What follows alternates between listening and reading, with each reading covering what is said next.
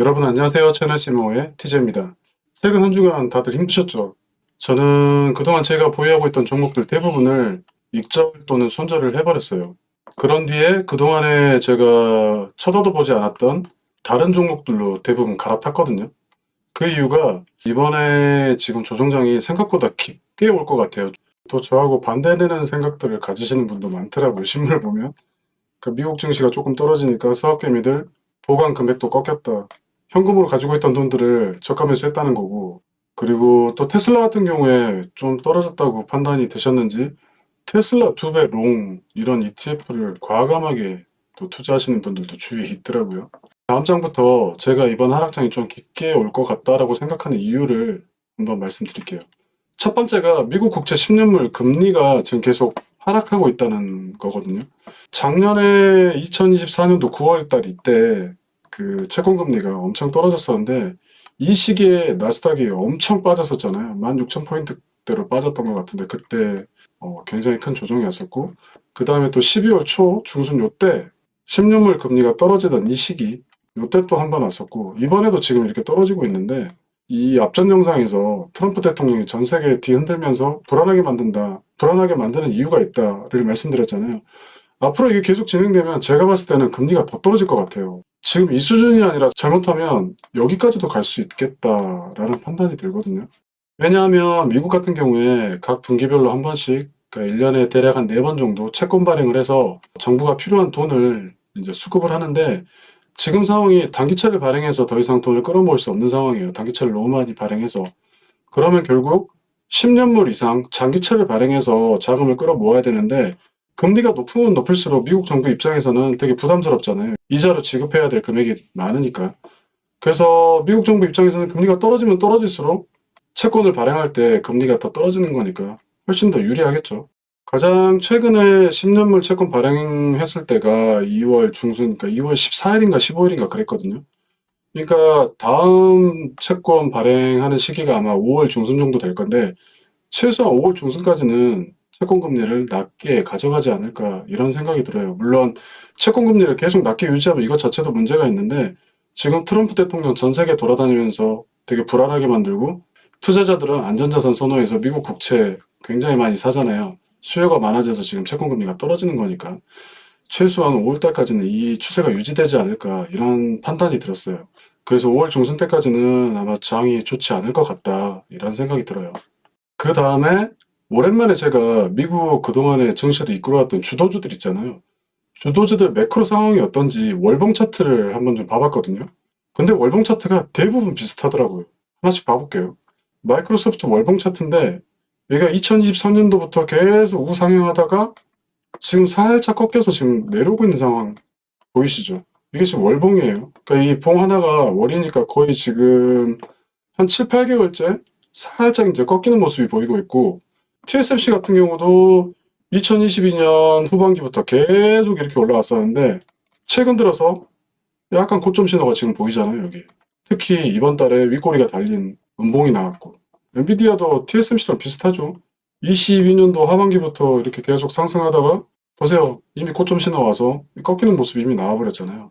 아마존 같은 경우도 2023년부터 계속 상승을 하다가 이번 달 들어서 또 고점 신호가 보여요. 구글도 마찬가지입니다. 구글도 22년 후반, 23년 초반부터 이렇게 쭉 상승을 하다가 약간의 조정은 있었긴 하지만 지금 보세요.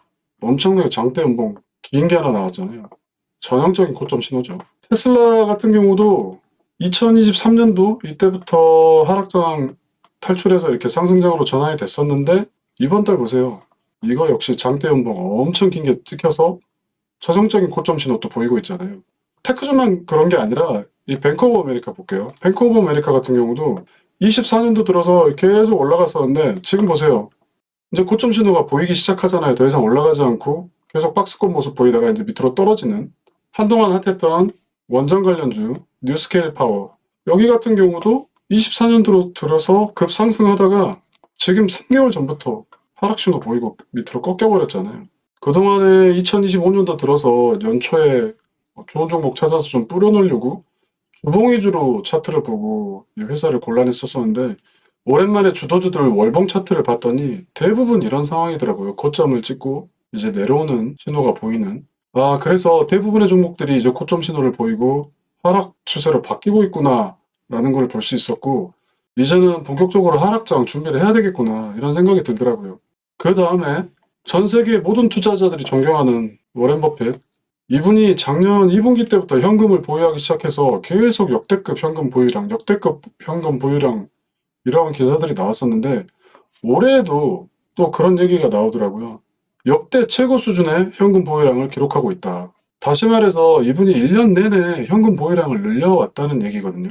이 워렌 버핏처럼 투자 규모가 굉장히 크신 분들은 현금을 보유하고 싶다고 해서 바로 주식을 다 팔 수가 없어요. 주식을 다 팔아버리면 전 세계 증시가 대혼란이 발생하니까. 그래서 이분은 1년에서 1년 반 정도 기간을 두고 조금씩 현금을 계속 만들어가는 스타일로 만들어야 되거든요. 근데 지금 거의 1년째 현금을 계속 늘려왔다. 그러면 이제 현금 보유할 만큼 어느 정도 다 보유했다는 얘기거든요. 이분이 현금을 보유하는 이유가 뭐겠어요? 결국은 증시가 안 좋을 것 같으니까, 하락장이 올 것 같으니까 그거 대비하기 위해서 현금을 만드신 거고, 하락장이 와서 거의 바닥이었다 싶으면 그 현금을 다시 투입해서 주식을 대량으로 또 사들이겠죠.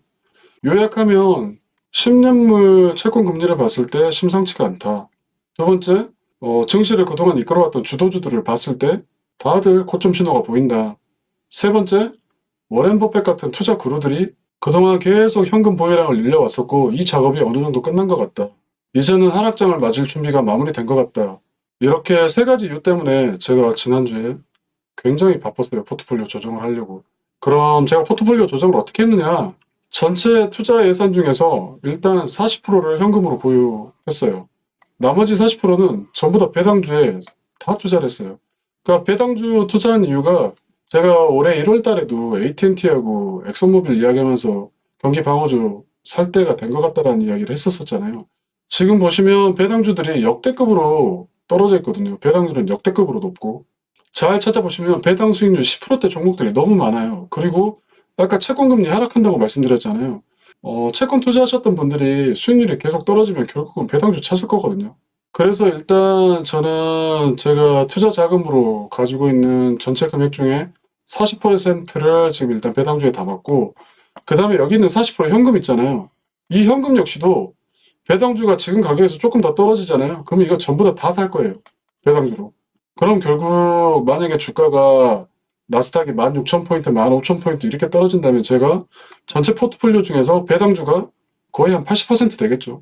그 다음에 나머지 20%는 개별 종목에 투자할 생각인데, 지금 일부 종목에 이미 투자를 했고 앞으로도 한 두세 종목이 더 투자할 예정이에요. 이번에 지금 투자하는 종목들은 이미 조정이 먼저 왔던 종목들이 있어요. 보시면 그런 종목들이 주로 소비재라든가 유틸리티, 뭐 경기 방어주, 뭐 이런 종목들인데, 아무튼 60%, 70%, 뭐 90% 가까이 이미 조정을 한 종목들이 있거든요. 그래서 이런 종목들을 찾아서 지금 계속 투자를 늘려가고 있고, 그 다음에 그동안에는 절대 거들떠도 보지 않았던 SQQQ 있잖아요. 나스닥 3배 인버스, 쇼 때리는 거. 이거를 지금 조금씩 사모으고 있거든요. 앞으로도 계속 조금씩 살 예정인데, 이 SQQQ를 사는 게 하락장 때 수익을 보자는 게 아니고, 지금 당장은 이 개별 종목에 투자하고 그 다음에 배당주에 투자가 돼 있는 이 종목들에 대해서 해지를 하자는 목적이 커요.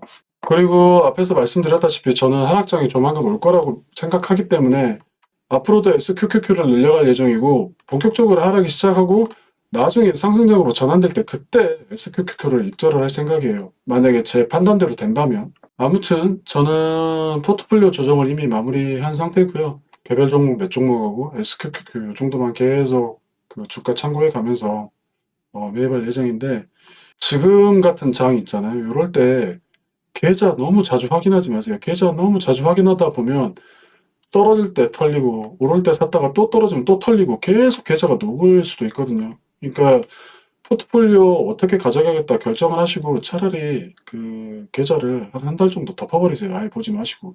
계속 이거 보다 보면은 일상생활 못하고 초조해지고 거의 사람 폐인되거든요. 그러니까 빨리 포트폴리오 어떻게 가져가겠다 결정을 내리시고 좀 편안한 마음으로 좀 관망하는 이런 스탠스를 가져가시는 게 좋을 것 같아요. 이렇게 오늘은 제가 어떻게 포트폴리오를 조정했는지에 대해서 설명을 드렸고요. 저는 다음 시간에 또 다른 영상으로 찾아뵙겠습니다. 감사합니다.